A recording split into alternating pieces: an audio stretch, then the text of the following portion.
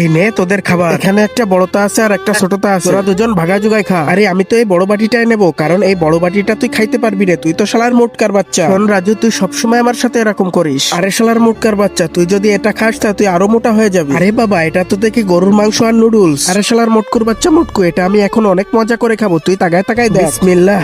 নম নম নম নম নম।